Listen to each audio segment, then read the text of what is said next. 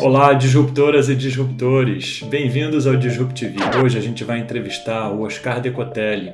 Ele é um investidor, mas ele montou a própria investidora e vai contar para vocês como foi a sua jornada para chegar até aqui. Eu tenho certeza que ele vai trazer ferramentas essenciais para o seu sucesso. Na descrição do vídeo você vai encontrar links para os livros e conteúdos da entrevista. Mas antes da gente começar, por favor, se inscreve no canal, clica no sininho e dá um like se você gostar da entrevista. Obrigado!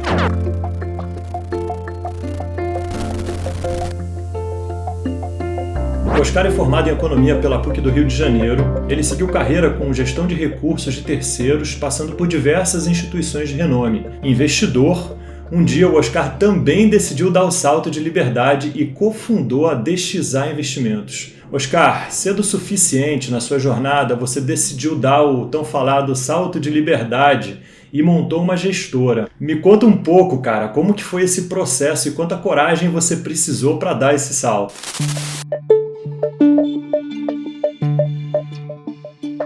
Poxa, Derek, obrigado aí pelo convite, para bater esse papo.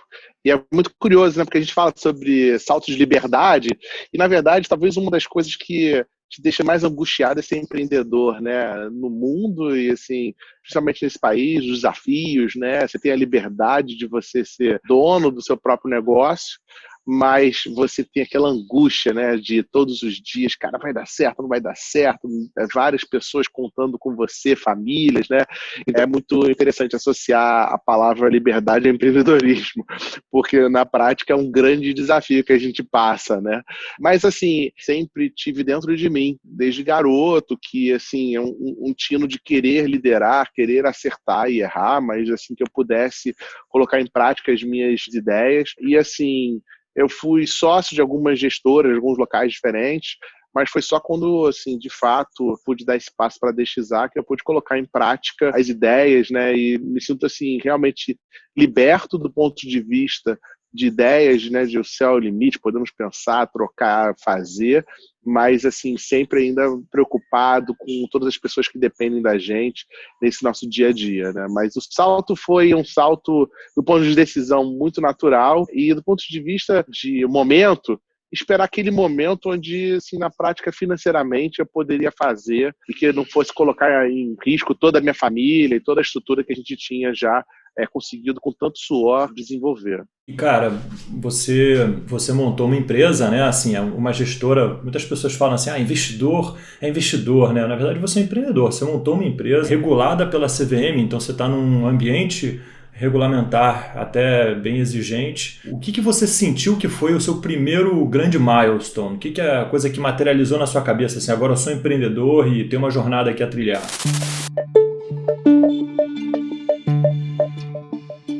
No mundo de gestão de recursos, né, não adianta a gente ter milhares de ideias e teses de investimento se você não tiver alguém para botar o dinheiro com você, né? Alguém que seja o investidor, né? Então, para mim, o grande milestone foi ter conseguido capital do nosso primeiro grande investidor, e que é o grande investidor relevante até hoje.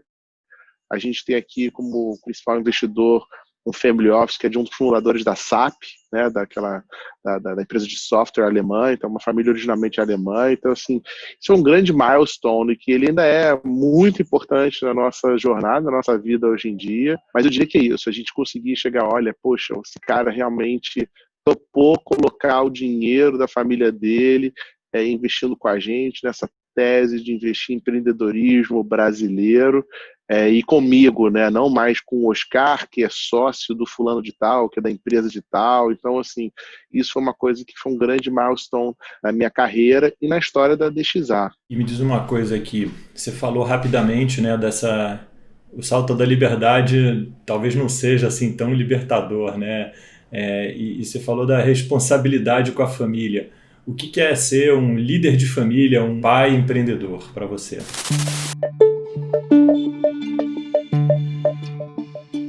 Eu venho de uma família de classe média, média baixa, então A gente nunca teve um suporte financeiro que viesse da família direto, então toda a estrutura que a gente tem foi dependente, assim, realmente do meu trabalho, da minha esposa. Então, para a gente empreender é colocar em risco, né, toda essa estrutura. Sou pai de 3 crianças maravilhosas e que a gente quer dar o melhor para eles, né? Estudar nas melhores escolas e geralmente essas escolas são muito caras. Então, todo esse movimento de empreender, você imaginar que se você faz um empreendimento vai demorar 5, 10 anos para poder dar certo, e se você não tiver dinheiro para poder pagar a escola, a melhor escola para o seu filho, ele perdeu a oportunidade, porque não vai voltar no tempo para então, cara, agora que você deu certo, você tem dinheiro para pagar, não, agora a criança já tem 12 anos, não tem mais a idade que precisava, sabe? Então, eu acho que isso sempre e ainda é uma coisa que pesa muito. A prioridade para a gente é a família, antes de qualquer coisa, sabe? E conseguir ajudar as crianças a desenvolverem, ter as melhores oportunidades possíveis na vida deles. E cara, uma pergunta super pessoal. Você encorajaria um filho teu a empreender aqui no Brasil? Olha, eu super encorajaria. Eu acho que você empreender, você desenvolver, inovar, é o que leva esse país para frente, é o que, assim, passar pelas dificuldades de ser empreendedor é uma experiência, assim, excepcional, ter os seus erros também. Eu acho que é algo maravilhoso, assim. Eu espero, confesso para vocês que é para você que, assim, meu sonho para os meus filhos não é, assim, que sejam arquimilionários ou que sejam grandes desenvolvedores de A ou B. Na prática, eu quero que eles sejam pessoas de coração bom, que queiram ajudar os outros. E se quiserem entrar para filantropia, eu te digo que, assim, eu adoraria ver eles trabalhando nessa área de terceiro setor e ajudando as pessoas, sabe? É claro que tem uma questão de ter condições financeiras para que possa estar nesse setor e ainda assim ter uma qualidade de vida boa ou razoável, né? Com certeza, com certeza. E você falou um pouco, né, desse tema que acho que para todo empreendedor é muito importante, né, que os desafios fortalecem e que a gente cresce, né, com as dificuldades. O que você acha que foi a primeira grande dificuldade que você enfrentou quando você se tornou empreendedor?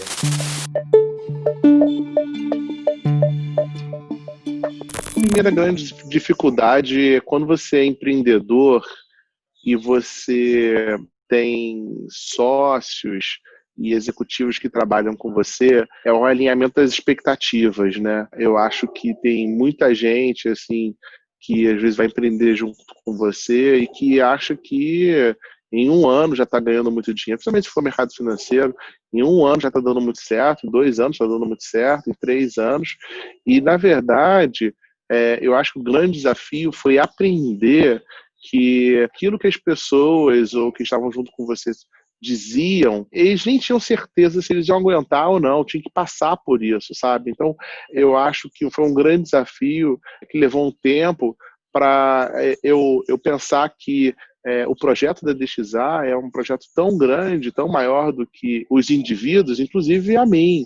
Então, que a gente tem que pensar no melhor para a empresa e torcer para que aqueles empreendedores e sócios estejam ali juntos e que a vida muda, né? Às vezes você é solteiro, de repente tem filho, aí a sua condição muda, você precisa ter recursos mais no curto prazo, pagar conta, aí um projeto da tua empresa não vai conseguir ser assim tão alinhado com a sua vida pessoal, sabe? Eu acho que isso foi uma coisa que eu precisei também aprender, eu era muito mais reticente quanto a isso e achava que, não, a pessoa está abandonando, não está dando tanto gás.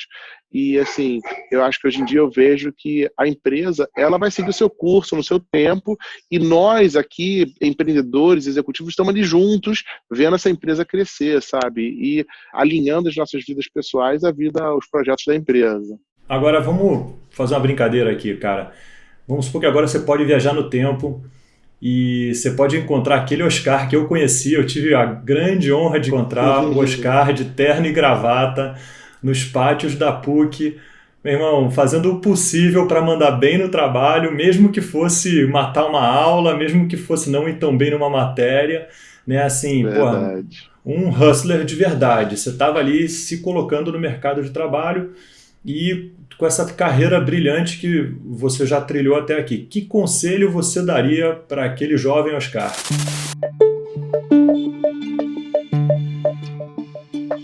que a primeira coisa, eu não sei se você sabe essa história, tá? Mas quando eu estava lá na PUC, né, e eu comecei a estagiar no primeiro período, porque precisava pagar a faculdade, não tinha assim como pagar, meus pais tinham separado, não estava dinheiro, uma longa história ali.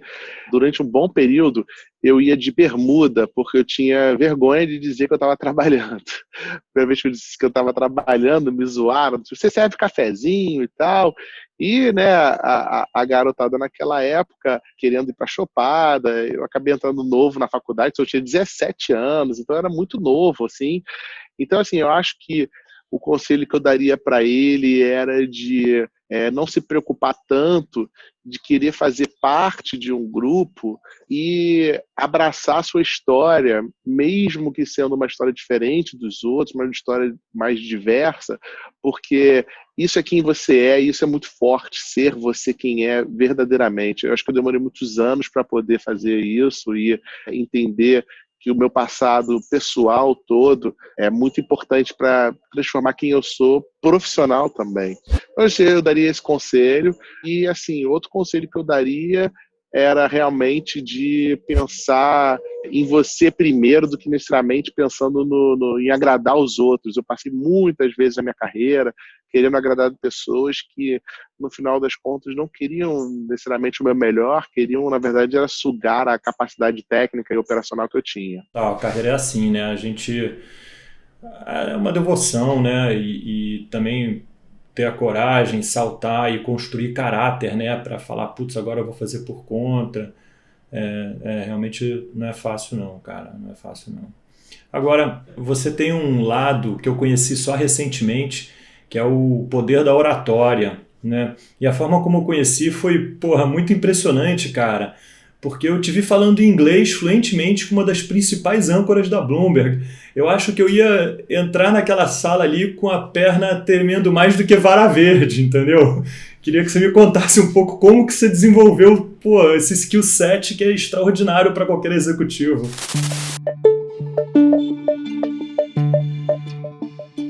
Muito curioso como a vida é, né? E assim, aquela coisa que eu falei do background diverso, né?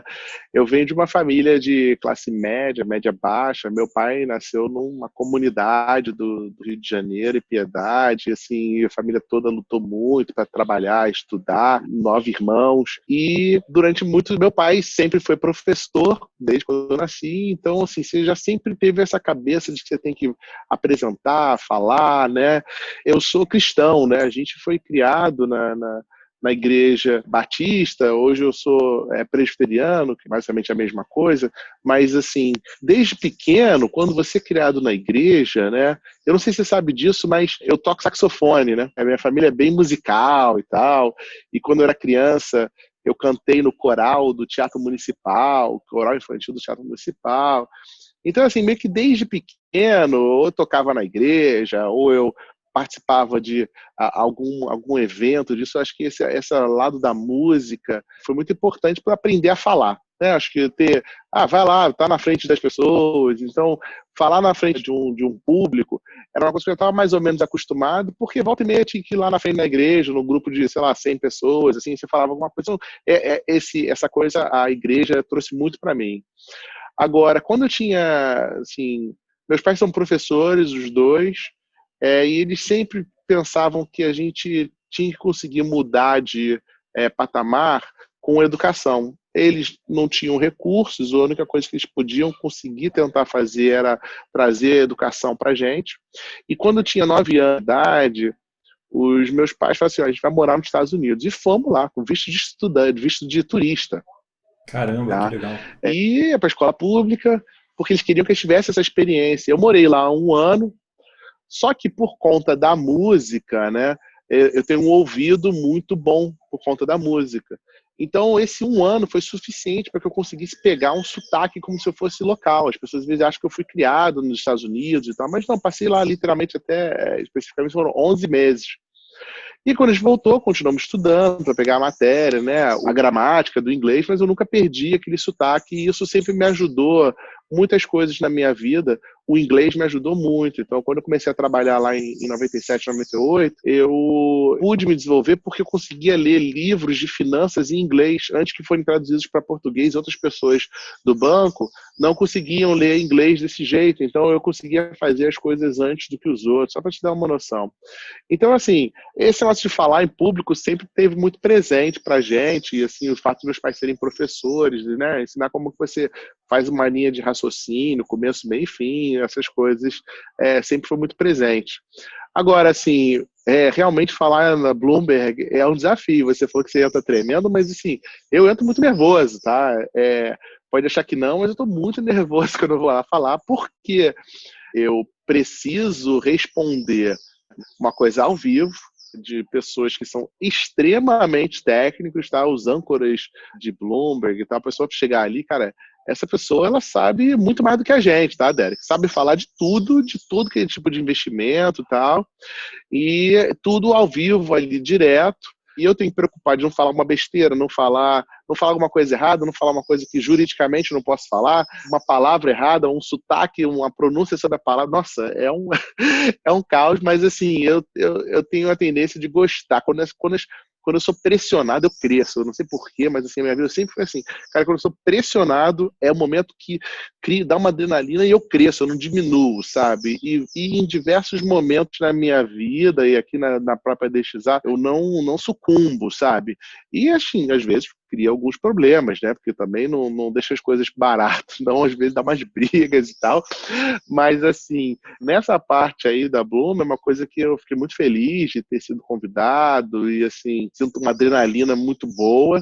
Estou com um pouco até de saudade disso, porque a pandemia não tem deixado mais acontecer, né? Porque eu não tenho viajado com a mesma frequência que eu viajava, mas espero em breve para voltar a participar lá, continuo em contatos e tal. E assim, o Brasil, né, cara, precisa de gente defendendo o Brasil lá fora. A gente é muito mal retratado, então eu quero realmente, assim, ter como meu objetivo de vida mesmo, ser um cara que representou o Brasil, a América do Sul lá fora e que pôde ajudar a trazer mais capital, empregos, oportunidades aqui para a região. Eu queria aproveitar essa deixa que você me deu para te perguntar de uma comunidade que te abraçou, a comunidade nova-iorquina. Você se identifica parcialmente, assim como pertencente, eu não sei se parcialmente, mas você se identifica pertencente à comunidade nova-iorquina. E me conta esse seu sentimento, esse envolvimento, o que você aprende lá que você pode trazer para cá?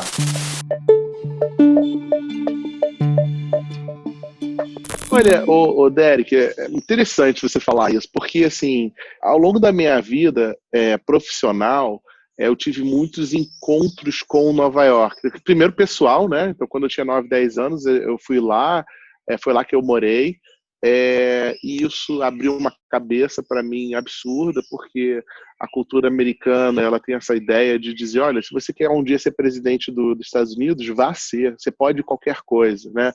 Eu venho de uma família que o nosso background não é assim que a cultura nos diz, né? Então, poxa, se você é negro, tem determinadas coisas que você vai poder fazer. Se você vem de uma classe média baixa, tem determinadas coisas que você vai poder fazer. Então, assim, é uma história muito diferente.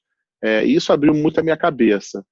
E, assim, o nova-iorquino, ele é um cara com, assim, na minha opinião, cabeça muito aberta, e principalmente para negócios. Então, se você está falando de negócio, você tem uma capacidade técnica, não importa quem é seu pai, quem é sua mãe, de onde você veio, importa a sua capacidade, sabe? Então, não existe lugar, assim, no mundo onde eu tenha feito mais negócios ou que eu tenha desenvolvido mais amigos do ponto de vista profissional. Você tem Rio de Janeiro, é claro, mas fui criado aqui, né? Estudei aqui, São Paulo, muita gente do Rio e tal. Eu realmente tenho um apego com Nova York muito grande, porque eu acho que a gente tem a oportunidade de trazer, aí volto para o meu core, né? Trazer recursos para o país, né? Trazer recursos para serem investidos no empreendedorismo aqui no Brasil, na América do Sul, e ali é o centro do capital do mundo e assim, onde as pessoas são, na verdade, muito mais abertas do que a gente imagina. Agora, depende realmente você está ali desenvolvendo, né? Nova York tem umas coisas meio emblemáticas, que nem a gente tem aqui no Rio, né? O talho capixaba do Leblon, você senta ali, você vê todo mundo. E Nova York tem alguns lugares para café da manhã. Conta esse caso aí rapidinho para você, Derek. Tem umas coisas de café da manhã. E tem dois lugares muito emblemáticos de Nova York, onde a nata do mercado financeiro vai tomar café da manhã. Um é o Michael's e o outro é o Lowe's Regency, né? Que é o área de café da manhã dentro do hotel Lowe's Regency na Park. E eu posso dizer, eu vou lá tomar café da manhã quase todo dia, Derek. E toda reunião que eu marco para café da manhã é lá. Bom, por quê? Eu tô sentado com uma pessoa conversando, passa outra que eu já conheço. E aí, tudo bem? Poxa, Oscar, eu quero, né? E venho sendo visto como o cara do Brasil. O cara pensa em Brasil, ele pensa no Oscar. Então, assim, são coisas dessas da cultura americana, e assim, gente que às vezes me viu lá, e o cara importante, por exemplo, lá é um lugar onde vai o Michael Bloomberg, vai todos os grandes hedge fund managers que você imagina, vão lá tomar café da manhã com seus clientes, com seus contatos, com seus amigos. Então, assim, eu acabei desenvolvendo um pouco dessa rotina, e assim, eu acho que Nova York é uma cidade incrível, mas ela é incrível para poder fazer negócios também, sabe? E vou continuar fazendo lá como minha segunda casa.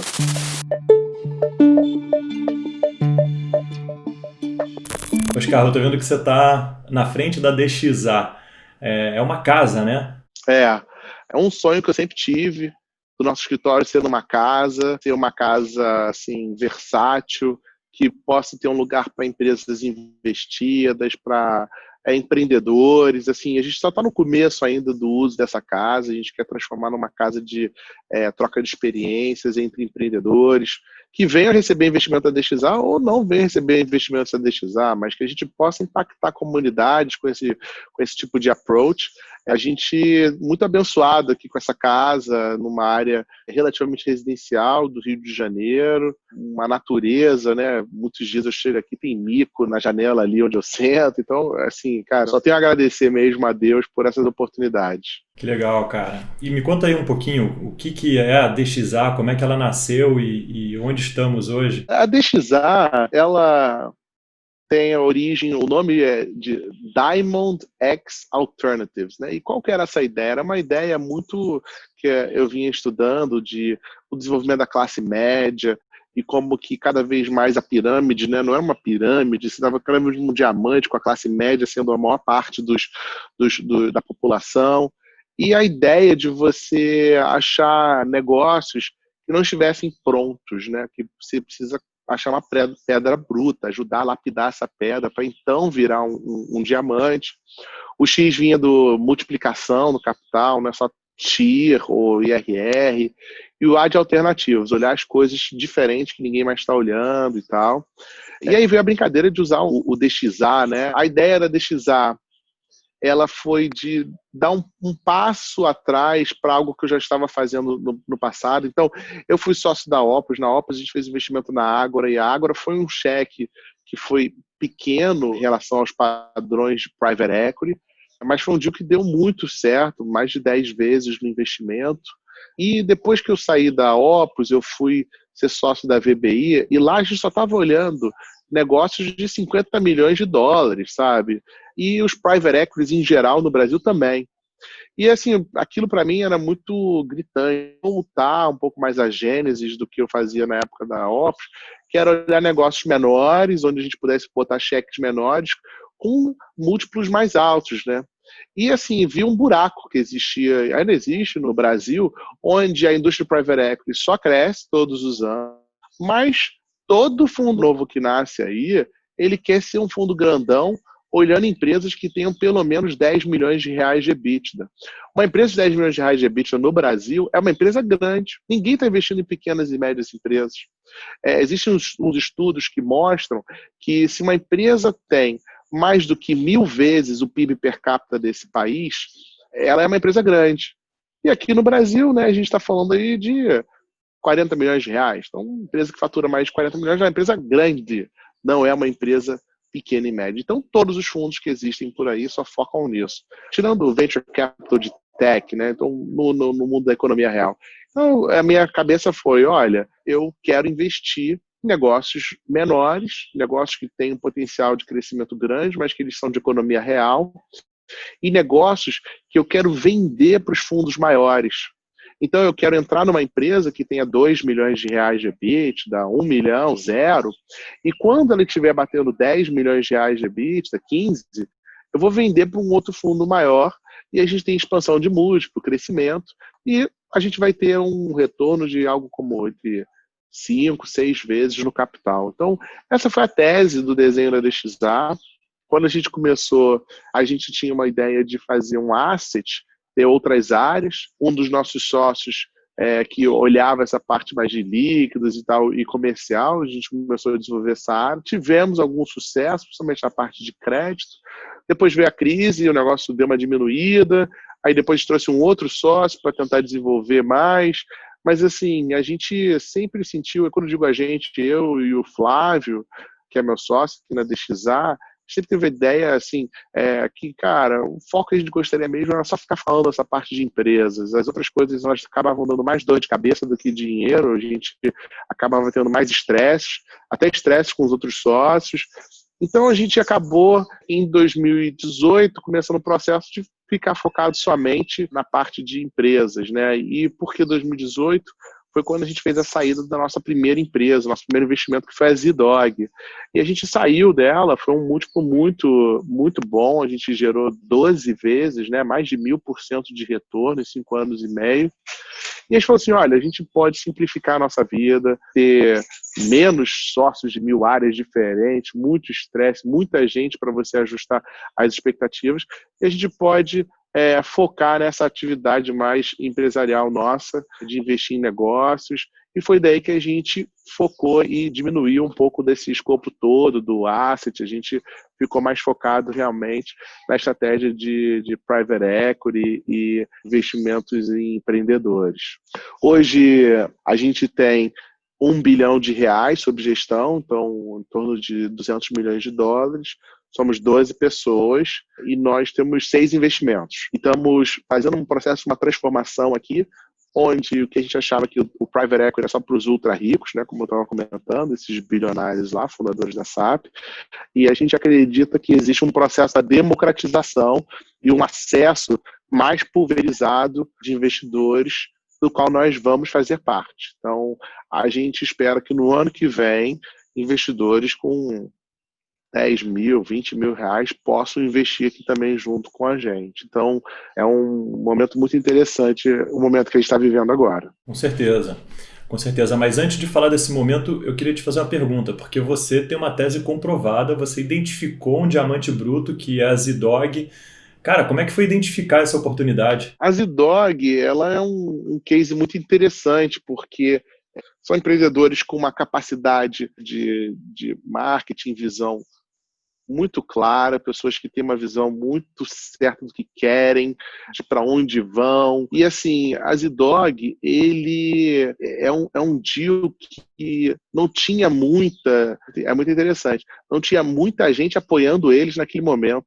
Hoje estamos falando de Zidog, mas na época eles rodaram, não conseguiram investimento. Um dos meus sócios à época era amigo deles, né, na física, e assim, a gente conheceu o projeto antes da DXA, e assim, ajudando, poxa, tomara que vocês consigam dinheiro e tal. Tinham recebido a proposta de um fundo aqui, de família, esse negócio meio que estava meio que de lado. E a gente falou assim, poxa, vamos botar a Zidog para dentro também. E foi o que aconteceu ali no começo de 2012, maio. E a Zidog era mais um investimento que a gente tinha, né? Nem era tanto o foco, porque a gente precisava fazer alguns investimentos maiores para que a gente pudesse pagar as contas com taxa de administração. Mas, assim, os empreendedores, eles dedicaram a vida ali num mercado, assim, só para você ter uma noção, quando a gente fez o investimento, a gente tinham críticas do tipo assim, cara, por que botar caveira numa marca de pets? As pessoas amam seus pets, não faz sentido botar caveira. E é muito interessante porque o Tadeu, né, que é um dos fundadores, e o cara que visão esse cara, Oscar, confia, cara, é assim, isso aqui é a vanguarda, é o futuro. E a gente confiou e, assim, apoiou eles. É claro que, assim, não são só coisas boas, tiveram dificuldades também, mas, assim, eu acho que o nosso foco ali sempre foi de tentar olhar a parte que estava os pepinos, sabe? Eu acho que eu brinco disso, que o Brasil é uma fábrica de pepinos. Então, assim, cara, eu não vou ficar criticando qual é a cor da coleira que eles estão usando, isso, aquilo, a gente tem que confiar nele no core, sabe? Eu acho que tem muito investidor que tem. Deixa eu pegar uma água aqui. Tem muito investidor que tem essa visão, não deixar o empreendedor fazer aquilo que ele sabe. Cara, não vou criticar se a Z-Dog acha que tem que ter a coleira do Star Wars ou a coleira dos Simpsons. Cara, a gente não entende disso. Agora, se tem uma estrutura jurídica melhor para a empresa, se vai abrir um modelo de franquia, loja própria, se a gente vai fazer conta, se a gente vai abrir uma loja em Nova York, essas coisas todas a gente tem condições de ajudar, sabe? Então, acho que a Z-Dog foi um case muito legal, que deu muito certo. Agora, eu te digo que a gente tem alguns cases que não deram tão certo, onde a gente pode comprovar ainda mais a nossa capacidade de gestão, sabe? Que, no final das contas, a Z-Dog é uma empresa que, sei lá, 90% das coisas que eles tentaram deram certo, sabe? De uma certa forma, é fácil ser investidor de uma empresa dessa. O desafio mesmo é quando você tem empresas que estão entrando em áreas difíceis ou que elas passam por um choque de mercado. Tem um investimento no varejo, por exemplo, que só toma na cabeça nesses anos desde que a gente investiu. E mesmo assim a gente tem ali metido a mão, ajustado, ajudado, e a empresa tem crescido, dobrou já de tamanho desde que a gente entrou. Então, assim, muitas vezes a gente fala, né, acho que o Damodaran foi um dos primeiros a falar muito disso, a gente faz os cases só das histórias de sucesso e as histórias erradas, né? Vamos olhar pelas dificuldades. Eu acho que isso é um pouco do que a gente busca aqui fazer e trazer da nossa experiência aí. A gente não é uma casa de garotos, né, vamos dizer assim. Hoje a gente tem uma terceira sócia, que já está com a gente já há um bom tempo, que é a Daniela. Pô, a Daniela tem 27 anos de mercado, ela foi uma das primeiras mulheres em private equity lá no Opportunity, em 96 ela começou, sabe? Então, a gente brinca, nós somos dos jurássicos, né? Porque todos esses fundos novos que lançam por aí, é tudo um pessoal de 20 e poucos anos, 30 anos, que é tudo tecnologia e tal, mas que não, tem que passar pelas dificuldades para você saber, e a dificuldade você precisa de experiência, né? Precisa de tempo para você poder ter visto já muita coisa acontecer.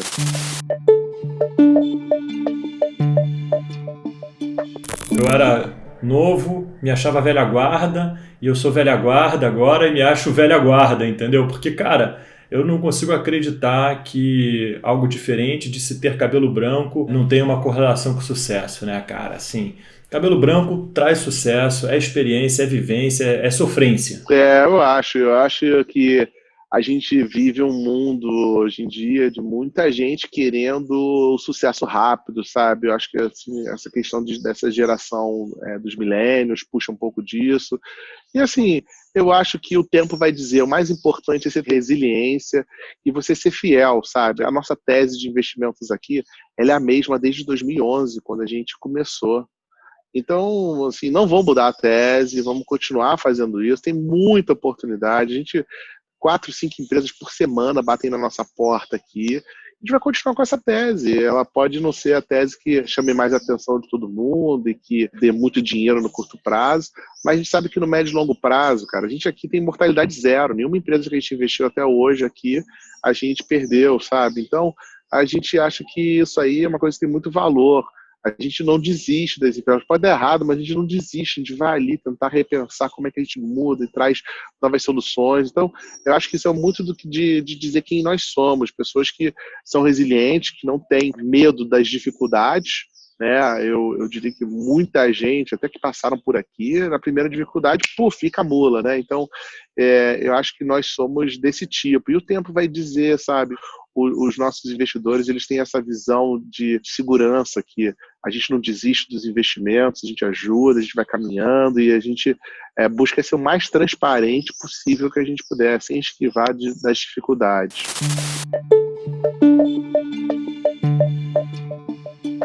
Pô, Oscar, eu queria aproveitar para te fazer umas perguntas rapidinhas, cara. Vamos lá. Beleza.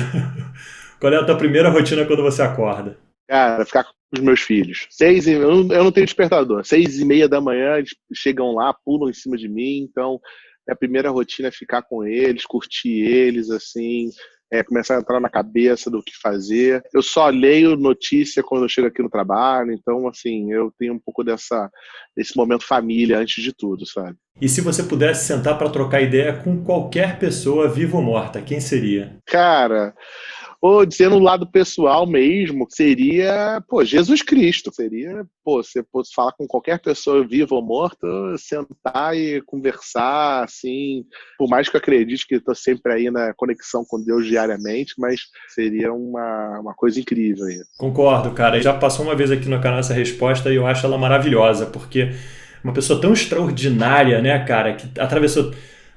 Porra, é muito louco, né? Você pode não acreditar, não ser cristão, ser qualquer que seja a religião, mas, cara, meu amigo, não existe nenhuma outra pessoa que passou nessa planeta que impactou tanto o mundo dessa forma, entendeu?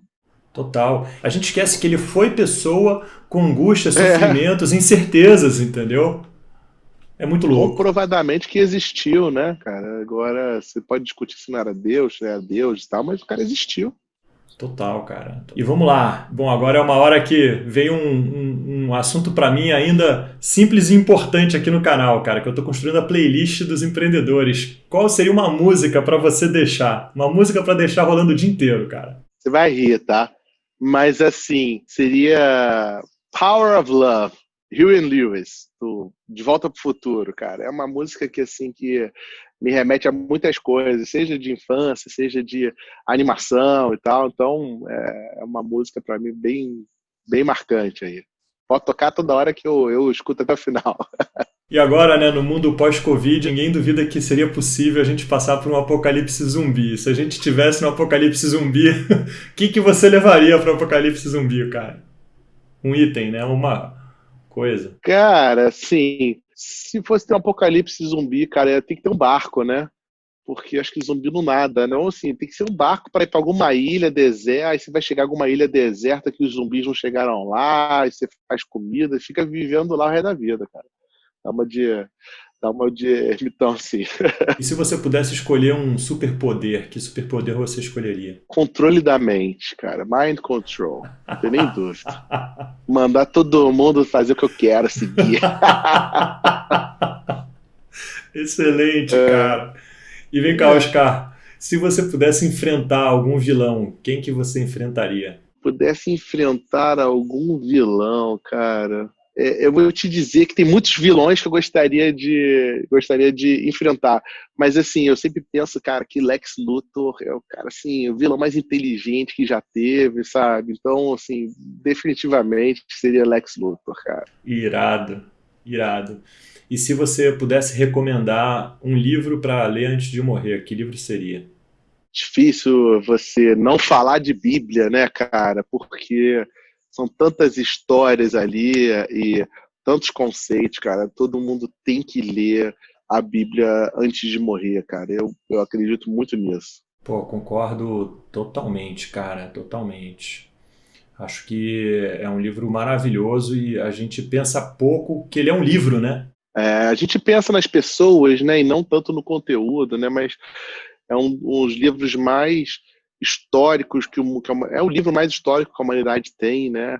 E assim, são tantas histórias incríveis ali dentro que assim, as pessoas, todo mundo tem que ler. E quais foram os 5 minutos mais longos da sua vida, Oscar? Eu diria que os 5 minutos mais longos da minha vida foi quando eu tinha 23 anos de idade, sentado no Cipriani, restaurante ali, aquele lá do Copacabana Palace, com dinheiro no bolso, porque eu não sabia se meu cartão de crédito ia passar naquele jantar, esperando minha namorada na época, que tinha ido ao banheiro e voltar para eu então fazer o pedido de casamento. Cara, isso aí, nossa, parece que passou uma eternidade eu segurando aquela aliança, esperando para poder então fazer esse pedido para ela. Isso aí foi um dia muito marcante, importante na minha vida aí.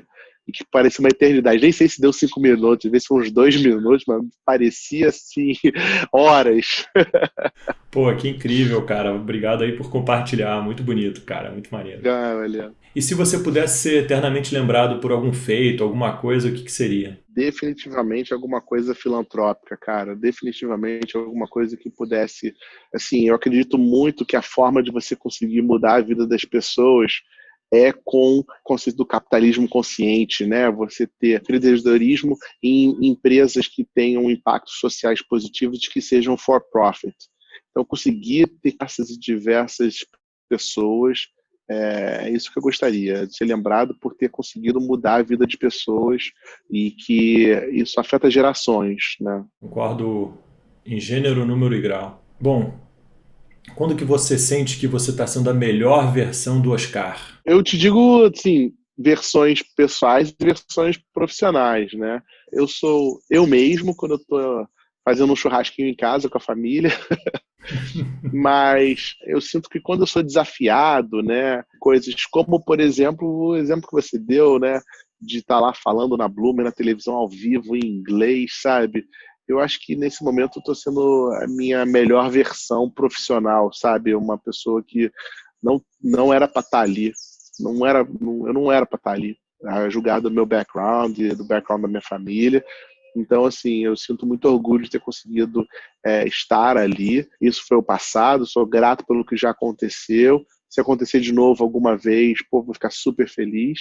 Mas, assim, eu sinto que ali eu estou conseguindo ser a minha melhor versão profissional, de conseguir defender o Brasil, defender os empreendedores brasileiros, sabe? E ser a voz de um povo, de tentar convencer os gringos a colocarem capital aqui, de investir aqui, sabe? Eu acho que isso aí é uma vocação que eu tenho e tenho muito orgulho de fazer isso no meu dia a dia. E Oscar, se você pudesse deixar uma mensagem para os empreendedores que nos assistem, que estão ralando, eu falo que eles estão entrincheirados, enfrentando a situação atual, que mensagem seria? Resiliência, meu amigo, tem que continuar lutando. E, assim, eu diria que é ousadia, né? Eu acho que tem muita gente disposta a investir na tua empresa, disposta a te ajudar, mas você tem que ter ousadia nisso. Se você acha que a sua empresa pode fazer alguma coisa com a Tesla, do Elon Musk, dá um jeito de chegar a tua informação até ele. E vai, não se apequene jamais, sabe? Tenha ousadia e corra atrás mesmo para você tentar falar com quem quer que seja no mundo. O mundo é muito pequeno, muito menor do que você imagina. E onde as pessoas podem te achar? Eu sou uma pessoa super acessível. LinkedIn é a forma mais fácil. Eu uso LinkedIn todos os dias. Se botar meu nome lá, Oscar Decotelli, vai ter lá meu perfil. Pode me convidar, mandar mensagem. Eu busco responder todas as mensagens. Mesmo mensagens que possam ser, olha, obrigado, mas não tenho interesse, mas eu busco responder todo mundo, sou super acessível, DXA, site, e-mail, tudo assim, a melhor forma para poder me acessar seria isso, LinkedIn. Sem fazer propaganda no LinkedIn. Mas todo mundo, a gente acaba estando realmente muito ativo no LinkedIn. Todo mundo que passa aqui fala e-mail e LinkedIn. Cara, bom, Oscar, brigadão por ter participado aqui da conversa. A sua história, ela sempre me inspirou, continua inspirando. Eu tenho a honra de ser teu amigo. Imagina. Estamos na luta aí junto e obrigado, Derek, aí, cara. E assim, a gente chega a determinado momento na vida onde a gente começa a poder usufruir das amizades de longo prazo, né? E eu acho que às vezes a gente está ali na luta para conseguir sobreviver, mas depois chega um determinado momento que a gente começa a usufruir desses relacionamentos, sabe? Muito feliz de a gente estar mais próximo aí recentemente e espero estar cada vez mais próximo de vocês aí também nisso. Conta comigo sempre, cara. Se precisar, bom, ruim, o que quer que seja, pode contar comigo, tá bom? Tamo junto. Obrigado por ter assistido a entrevista do Oscar até aqui. Ele é um cara extraordinário, uma super história de sucesso verdadeiramente brasileiro. Eu tenho certeza que o Oscar ainda vai inspirar muita gente a ralar para dar certo. Enfim, chegamos ao fim da segunda temporada do Disrupt TV. Queria te agradecer por estar com a gente até aqui e dizer que logo menos tem mais. Valeu!